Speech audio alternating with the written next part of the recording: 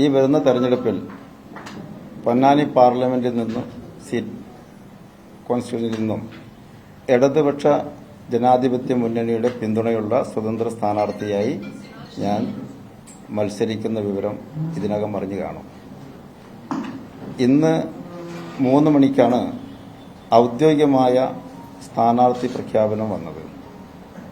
ആയതിനുശേഷം ഒരു press meet നടത്തിയാൽ മതി എന്ന് കണക്കാക്കിയാണ് ധാരാളം മാധ്യമ സുഹൃത്തുക്കൾ ഇതിനു മുമ്പ് വിളിച്ചിരുന്നെങ്കിലും അത് അവരോട് ഒഴിവ് പറഞ്ഞ് ഈ ദിവസം വരേക്ക് കാത്തത്. അത് ഉചിതം അങ്ങനെയാണ് എന്ന് കണക്കാക്കിയാണ്. പല മാധ്യമ സുഹൃത്തുക്കൾക്കും ഒരു ബുദ്ധിമുട്ട് തോന്നിയിട്ടുണ്ടാവാം. അല്ലാതെ ഡിക്ലറേഷൻ വരട്ടെ എന്ന് കണക്കാക്കിയായിരുന്നു. ഇപ്പോൾ ഡിക്ലറേഷൻ വന്നു. അതിന്റെ ഉടനെ ഇവിടെ ആദ്യത്തെ പ്രസ് മീറ്റ് ഇവിടെ സംഘടിപ്പിക്കുകയാണ്. ഇനി ഇവിടെ നിന്ന് മത്സരം ആരംഭിക്കുകയാണ്.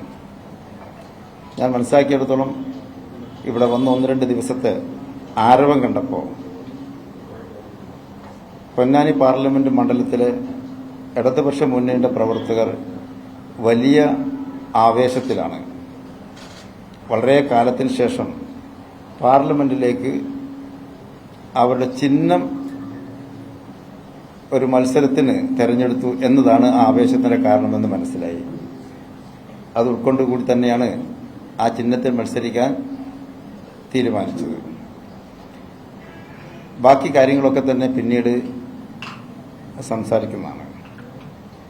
ഇതുമായി ബന്ധപ്പെട്ട് മാധ്യമ സുഹൃത്തുക്കളുടെ ഭാഗത്തു നിന്നും മറ്റ് ജനാധിപത്യ മതേതര വിശ്വാസികളുടെ ഭാഗത്തു നിന്നും അകമഴിഞ്ഞ സഹായ സഹകരണങ്ങൾ ഉണ്ടാകണമേ എന്ന് ഇത്തരുണത്തിൽ അഭ്യർത്ഥിക്കുകയാണ്.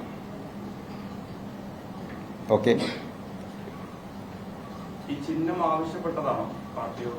അതെ, ചിഹ്നം ഞാൻ പാർട്ടിയോട് ആവശ്യപ്പെട്ടതാണ്.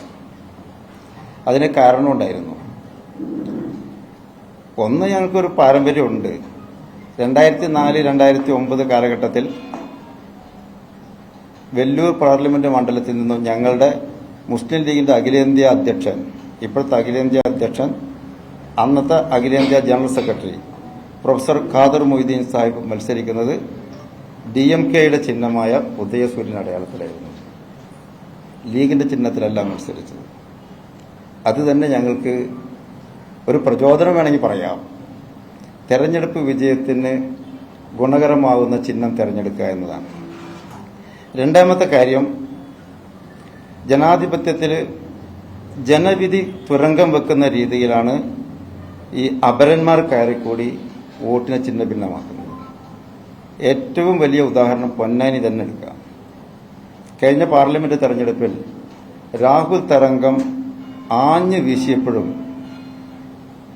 നമ്മുടെ അൻവറിന് എതിരെ മത്സരിച്ചിരുന്ന സ്വതന്ത്ര സ്ഥാനാർത്ഥികളിൽ ഷമീറ എന്ന് പറഞ്ഞ ഒരു മഹതി, അവർക്ക് 16,000-ലധികം വോട്ട് കിട്ടി. കാരണം മറ്റൊന്നുമായിരുന്നില്ല.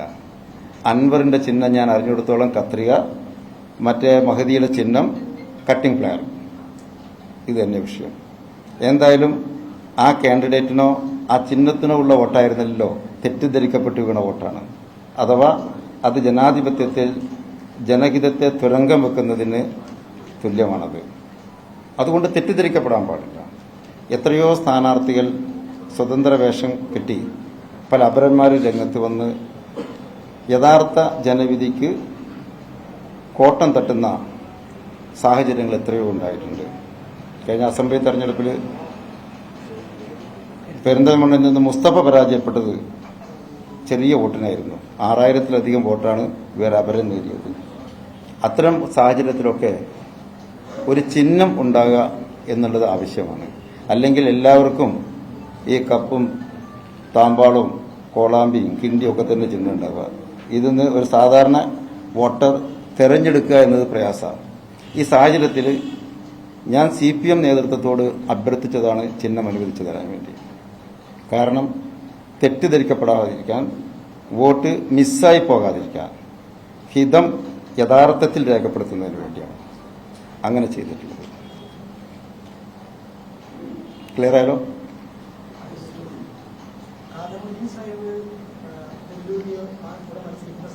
അതെ. അതെ. ഏണി തെറ്റിദ്ധരിക്കപ്പെടുന്ന ഒരു ചിഹ്നമാണെന്ന്, ഏണി ആരും തിരിച്ചറിയാൻ പറ്റാത്ത ഒരു ചിഹ്നമായിട്ടാണോ ഉദയസൂര്യൻ തന്നെ വേണം ഏണി ആർക്ക് അന്ന് മുസ്ലിം ലീഗിന്റെ പ്രവർത്തകരുടെ നിലയ്ക്ക് അന്നത്തെ ചോദ്യമാണ്, അന്നത്തെ ഒരു ചോദിക്കാം. അതല്ലെങ്കിൽ അന്ന് ഈ ചിഹ്നം ചോദിക്കുന്നത് DMK പറയാണ് ഈ ചിഹ്നത്തിലാണ് നിങ്ങൾക്ക് സിദ്ധി തരാനുള്ള രീതിയിലാണ് അവരുടെ ഉദയസൂര്യൻ കിട്ടുന്നത്, അല്ലാതെ ചോദിച്ചിട്ട് മേടിക്കുന്ന ഒരു രീതിയല്ലത്. അപ്പോ ഏണി മാറിപ്പോകുന്നു മനസ്സിലാവാത്ത അവസ്ഥയാണോ ഉണ്ടായിരുന്നത്? താരതമ്യം ചെയ്യുമ്പോഴാണ് ഞാൻ ചോദിക്കുന്നത്. മിസ്റ്റർ പ്രദീപ്, ആ നെഗറ്റീവിനൊന്നും ഇനിയിപ്പോൾ അർത്ഥമൊന്നുമില്ല. ഇപ്പം നമുക്ക് എന്ത് വേണമെങ്കിലും വ്യാഖ്യാനിക്കാം. സത്യത്തിൽ ഖാദർ മൊയ്തീൻ സാഹിബ് മുസ്ലിം ലീഗിന്റെ അഖിലേന്ത്യാ സെക്രട്ടറി ആയിരുന്നു. ആ സമയത്ത് അദ്ദേഹം മത്സരിച്ചത് കോണി ചിഹ്നത്തിലല്ല, അദ്ദേഹം മത്സരിച്ചത് ഉദയസൂര്യൻ അടയാളത്തിലാണ്. അത് DMKയുടെ ചിഹ്നമാണ്. കാരണം പലതും വേണമെങ്കിൽ വ്യാഖ്യാനിക്കാം, പല കാരണങ്ങളും ഉണ്ടായേക്കാം. ആ കാരണത്തിന്റെ ആഴത്തിലേക്ക് പോകേണ്ട ഒരു സമയമല്ല അത്. വസ്തുത മനസ്സിലാക്കാം. പൊന്നാനി സീറ്റ് കോൺഗ്രസിനും ലീഗിനും വിട്ടുവരുന്നവർക്ക് വേണ്ടി ഇടതുപക്ഷം സംവരണം ചെയ്തിട്ടാണ് കഴിഞ്ഞ 3 തവണ അതാണ് സംഭവിച്ചത്. അല്ലെങ്കിൽ പാർട്ടിയുടെ അളവ് നയത്തിൽപ്പെട്ടതാണ്. എന്തായാലും ആ ചോദ്യം എനിക്ക് ബാധകമായ ചോദ്യമല്ല. ആ ചോദ്യം പാർട്ടി നേതൃത്വത്തോട് ചോദിക്കേണ്ട ചോദ്യമാണ്. അതെ, അത് പിന്നീട് വേണമെങ്കിൽ ഇപ്പോൾ സ്ഥാനാർത്ഥി പ്രഖ്യാപനമാണല്ലോ. സ്ഥാനാർത്ഥി പ്രഖ്യാപനം നടക്കുന്ന സമയത്ത് അതുമായി ബന്ധപ്പെട്ട എന്റെ സ്ഥാനാർത്ഥി പ്രഖ്യാപനത്തിന്റെ പ്രസ് മീറ്റാണ് നടക്കുന്നത്. അതുകൊണ്ട് ഞാൻ മുസ്ലിം ലീഗിന്റെ സംസ്ഥാന സെക്രട്ടറി ഇപ്പൊ മുസ്ലിം ലീഗ് വലിയ ഭൂരിപക്ഷത്തിൽ വിജയിക്കുന്ന ഒരു ലോക്സഭാ മണ്ഡലത്തിലേക്കാണ് മത്സരിക്കാനെത്തുന്നത്. പല വിഷയങ്ങളെ തുടർന്നാണ് അന്ന് മുസ്ലിം ലീഗിൽ നിന്ന് പുറത്തു വന്നത്. സ്വാഭാവികമായും മുസ്ലിം ലീഗിന് ഒരു മറുപടി കൊടുക്കാൻ പാകത്തിലുള്ള ഒരു മത്സരത്തിന് വേണ്ടിയാണ് പൊന്നാനിയിലേക്ക് എത്തിയിട്ടുള്ളത്. അങ്ങനെയൊന്നും ഒരു മത്സരമോ അല്ലെ അതൊരു സെന്റിമെന്റൽ ഒരു വിഷയം ഇതിലെടുക്കേണ്ടതില്ല. ഇത് രാജ്യത്ത് പല സംഭവവികാസങ്ങളും നടക്കുന്നുണ്ട്. ഇപ്പോൾ പ്രത്യേകിച്ച് ദേശീയ അടിസ്ഥാനത്തിൽ ഒരുപാട് സംഭവങ്ങൾ നടന്നു. നമ്മുടെ ജനാധിപത്യത്തിന്റെ നിലനിൽപ്പിന് തന്നെ അപകടകരമായ കുറെ സംഗതികൾ ഇപ്പോൾ ഉണ്ടായി. അതിൽ ദേശീയ രാഷ്ട്രീയ പാർട്ടികൾ എന്ന് പറയപ്പെടുന്ന ആളുകളുടെ നിലപാടുകളും നമ്മൾ അറിഞ്ഞു. ഈ സാഹചര്യത്തിൽ ഒരു പക്ഷം അനിവാര്യം തന്നെയാണ്. അത് ഹിതകരമായ പക്ഷം ഇടതുപക്ഷമാണെന്ന തിരിച്ചറിവ് കൂടിയുണ്ട്.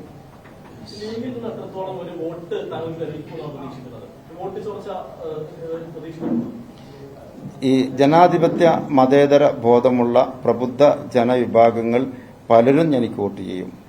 ഒരുപാട് വാഗ്ദാനങ്ങളുണ്ട്. അത് ലീഗിൽ നിന്നായിരുന്നാലും ലീഗ് അല്ലാത്ത സംഘടനകളിൽ നിന്നും വോട്ട് ലഭിക്കും. പ്രത്യേകിച്ച് ഏതെങ്കിലും ഒരു വോട്ട് ചോർച്ചയെ ലക്ഷ്യമാക്കിയ അല്ല മത്സരിക്കുന്നത്. മുന്നിൽ അവതരിപ്പിക്കുന്ന പ്രമേയത്തെ പുരസ്കരിച്ചാണ് മത്സരം. ആ പ്രമേയം ഉൾക്കൊള്ളാൻ കഴിയുന്നവരുടെ വോട്ടൊക്കെ എനിക്ക് കിട്ടും. അങ്ങനെ ഒരു മാറ്റത്തിന് പൊന്നാനി ദാഹിക്കുന്നുണ്ട് എന്ന് വ്യക്തമാണ്. ആ സ്പേസാണ് ഞാൻ ഉപയോഗപ്പെടുത്തുന്നത്. സമസ്തയുടെ ഉണ്ട്, മുജാഹിദ് വിഭാഗങ്ങളുടെ ഉണ്ട്, ഹൈന്ദവ സംഘടനകളുടെ ഉണ്ട്, മറ്റ് രാഷ്ട്രീയ പ്രസ്ഥാനങ്ങളുടെ ഉണ്ട്. എല്ലാവരുടെ വോട്ടും ഞാൻ പ്രതീക്ഷിക്കുന്നുണ്ട്. പക്ഷേ ഇടതുപക്ഷ സ്വതന്ത്ര സ്ഥാനാർത്ഥിയാണ് ഞാൻ മത്സരിക്കുന്നത്. നിലവിലെ MP ET മണ്ഡലത്തെ കാര്യമായി പരിഗണിച്ചില്ലെന്ന് ആക്ഷേപമുണ്ടോ? എങ്ങനെയാണ് നിലവിലെ MPയുടെ പ്രകടനത്തെ? അതിനെക്കുറിച്ച് എനിക്ക് അഭിപ്രായമില്ല. ഞാനിപ്പോൾ പുതിയ ഒരു സ്ഥാനാർത്ഥിയായിട്ട് രംഗത്ത് വരുമ്പോൾ ഇന്നു മുതലേക്കുള്ള കാര്യങ്ങളെ എനിക്ക് പ്രസക്തമാകുന്നുള്ളൂ.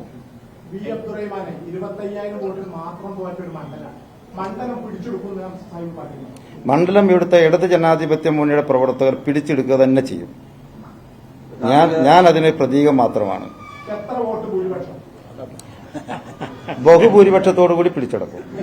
താങ്കളുടെ പേര് പൊന്നാനി കേട്ടപ്പോൾ മുതൽ UDF ക്യാമ്പസ് പ്രത്യേകിച്ച് ലീഗിൽ നിന്നൊക്കെ ഒരു പേയ്മെന്റ് സീറ്റ് എന്നുള്ള ആരോപണമുണ്ട്. കഴിഞ്ഞ തവണ അനുഭവം ഉണ്ടായിരുന്നു. എങ്ങനെയാണ് പേയ്മെന്റ് സീറ്റ് എന്ന അത് പാർട്ടി ചിഹ്നോടി ലഭിച്ചിരിക്കുന്നത്? ആ ആരോപണത്തിനോട് എന്താ പറയുന്നത്? അത്തരം ആരോപണങ്ങളോട് പ്രതികരിക്കാനില്ല. ഞാൻ ഒരു സംഘടനയുടെ ശാഖയിലെ പ്രസിഡന്റ് സെക്രട്ടറി, പഞ്ചായത്തിലെ പ്രസിഡന്റ് സെക്രട്ടറി, മുസ്ലിം ലീഗിന്റെ നിയോജക മണ്ഡലം പ്രസിഡന്റ് സെക്രട്ടറി, ജില്ലാ മുസ്ലിം ലീഗിന്റെ പ്രസിഡന്റ്, സംസ്ഥാന ലീഗിന്റെ സെക്രട്ടറി, സംസ്ഥാന ലീഗിന്റെ ആദ്യത്തെ ചരിത്രത്തിലെ സംഘടനാ ചുമതലയുള്ള സെക്രട്ടറി. ഈ പോസ്റ്റുകളിലൂടെ കടന്നു വന്ന ഒരാൾക്ക് അങ്ങനെ പോകേണ്ട ഒരു ഗതികേടുണ്ടെന്ന് എനിക്ക് തോന്നുന്നില്ല. പാർട്ടിക്കാരനാണ് ഞാൻ, രാഷ്ട്രീയക്കാരനാണ് ഞാൻ.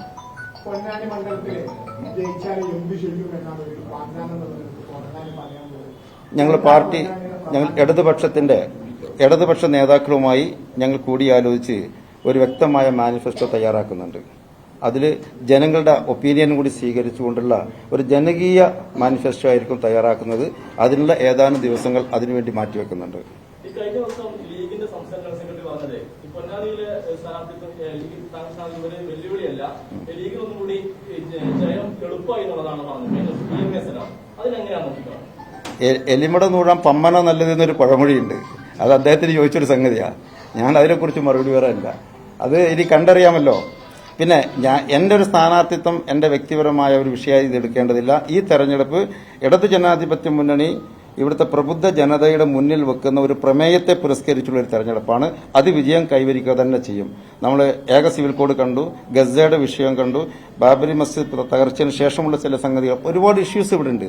ആ ഇഷ്യൂസിലൊക്കെ തന്നെ ഈ പാർട്ടികളുടെ നിലപാട് എന്തായിരുന്നു എന്നുള്ളത് നമുക്ക് വ്യക്തമായ സംഗതിയാണ്. അതുകൊണ്ട് തന്നെ ഈ സാഹചര്യത്തിൽ മതനിരപേക്ഷത, മതേതരത്വം കൂടിയല്ല ഞാൻ പറയും, മതനിരപേക്ഷത ഊട്ടിയുറപ്പിക്കുന്ന ഒരു പ്രമേയം ഇവിടെ ചർച്ച ചെയ്യപ്പെടുന്നുണ്ട്. പ്രബുദ്ധരായ കേരള ജനത അതിനനുസരിച്ച് വിധി എഴുതും. അത്ര അതിനെക്കുറിച്ച് പറയാനുള്ളൂ. ഒരുപാട് സംഘടനകളിൽ നിന്ന് പറഞ്ഞിട്ടുണ്ട്, സമസ്ത അടക്കം. രണ്ട് സമസ്തകളിൽ നിന്നും സമസ്ത അല്ലാത്ത സംഘടനകളിൽ നിന്നും ഉണ്ട്. താങ്കളുടെ പേര് നേരത്തെ സൂചിപ്പിച്ച പോലെ സ്ഥാനാർത്ഥിത്വം കേൾക്കുമ്പോൾ ഒരു പഴയ ഒരു പ്രസംഗം, മുഖ്യമന്ത്രിക്കെതിരെ താങ്കൾ നടത്തിയ ഒരു പ്രസംഗം വലിയ രീതിയിൽ പ്രചാരണം നടക്കുന്നുണ്ട്. ആ മുഖ്യമന്ത്രിക്കെതിരെ ആ പറഞ്ഞ ആരോപണത്തിൽ ഉറച്ചു നിൽക്കുന്നുണ്ട്. ഞാനത് പറഞ്ഞത് തന്നെയാണല്ലോ. ഞാനത് പറഞ്ഞതാണ്. അന്നത്തെ എന്റെ രാഷ്ട്രീയം അതാണ്. ചോറ് ഇവിടെയും കൂറ് അവിടെയും പറ്റില്ലല്ലോ. ഞാൻ ചോറുള്ളിടത്ത് തന്നെ കൂറുണ്ടാവുള്ളൂ, കൂറുള്ളിടത്തേ ചോറുണ്ടാവുള്ളൂ. പിന്നീടുണ്ടായ സാഹചര്യങ്ങൾ തിരുത്തിയതുകൊണ്ടാണല്ലോ ഞാനിപ്പോൾ ഇവിടെ വന്നിട്ടുള്ളത്, ഇവിടെ നിൽക്കുന്നത്. അത് ഇവിടെ നിൽക്കുമ്പോഴും അങ്ങനെ തന്നെ ആയിരിക്കും. അതല്ലാതെ തലയിൽ മുണ്ടിട്ട് രാഷ്ട്രീയ പ്രവർത്തനം നടത്തേണ്ട, സാധാരണ പറയും പാമ്പിനെ കാണുമ്പോൾ തലയും മീനിനെ കാണുമ്പോൾ വാലും കാണിക്കുക എന്നുള്ള രാഷ്ട്രീയം ഉണ്ടല്ലോ, അതൊന്നും മാന്യന്മാർക്ക് ചേർന്നല്ലോ. അതുകൊണ്ട് അത് നിഷേധിക്കുക ഉൾക്കൊള്ളുന്നൊരു വിഷയമില്ല. എന്തായിരുന്നാലും അങ്ങനെ പറഞ്ഞ എന്നെ പിടിച്ച് അവരെ ചിഹ്നത്തിലൂടെ മത്സരിപ്പിക്കാൻ കഴിഞ്ഞത് ആ പാർട്ടിയുടെ വിജയമാണല്ലോ.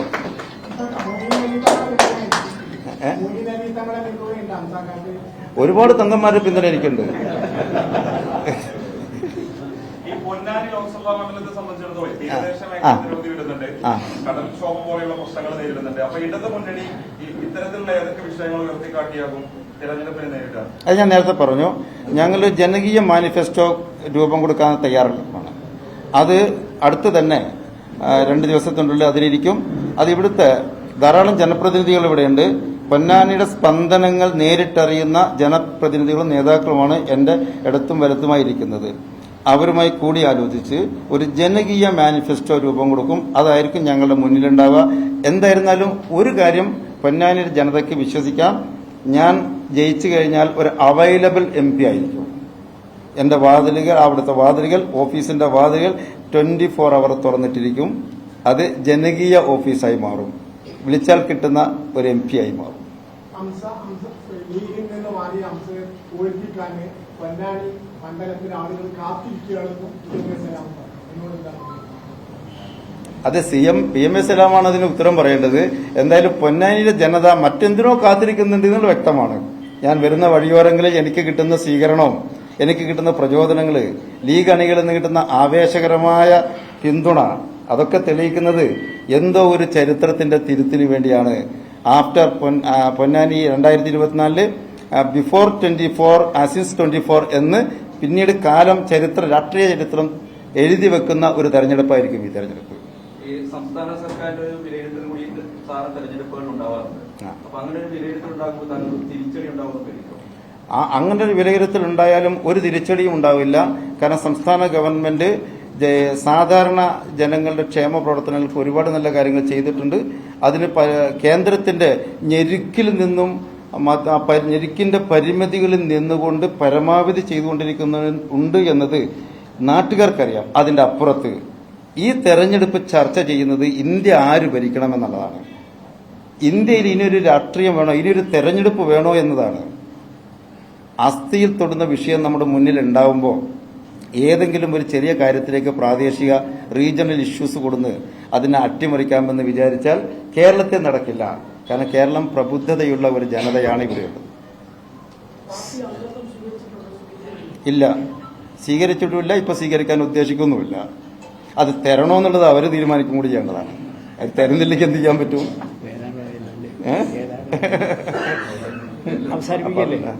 കഴിഞ്ഞ അല്ല, അത് വേറൊരു കാര്യമാണ്. തരാൻ വേണ്ടി തീരുമാനിക്കുമ്പോഴേ വേണ്ടുള്ളൂ. അല്ല ഏതാണ്ടായിരിക്കുന്നല്ലോ എന്ന് പറഞ്ഞതാണ്. ആ. പൊന്നാനി പാർലമെന്റ് മണ്ഡലം LDF സ്ഥാനാർത്ഥിയാണോ? പൊന്നാനി പാർലമെന്റ് മണ്ഡലം LDF സ്വതന്ത്ര സ്ഥാനാർത്ഥി? LDF സ്വതന്ത്ര സ്ഥാനാർത്ഥിയാണ്. അതായിക്കോട്ടെ, അവകാശവാദം അങ്ങനെ ആവാൻ കുഴപ്പമില്ലല്ലോ. LDF സ്വതന്ത്ര സ്ഥാനാർത്ഥിയാണ്. അത് തീരുമാനിക്കുന്നത് നോമിനേഷൻ പേപ്പറിൽ എന്ത് ഫില്ല് ചെയ്യുന്നു എന്നുള്ളതാണ്. അല്ലേ? ജേട്ടന് പറയുന്നില്ലല്ലോ. മിസ്സാണ്. ഓക്കെ, എന്നാ നമുക്ക് പിരിയല്ലേ? അപ്പൊ എല്ലാവിധ പിന്തുണയും സ്ഥാനാർത്ഥി ടൗണിൽ പരിപാടി